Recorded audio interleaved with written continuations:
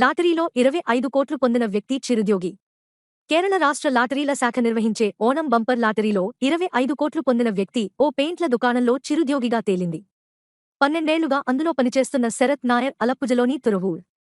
ఎన్ని కోట్లు వచ్చినా ఇకపైనా ఉద్యోగిగానే కొనసాగుతానని చెబుతున్నారు. కేరళ రాష్ట్ర లాటరీల శాఖ నిర్వహించే ఓణం బంపర్ శరత్ నాయర్ లాటరీలో TH577725 నంబరు టికెట్టు బంపర్ బహుమతి పొందిన విషయం తెలిసిందే.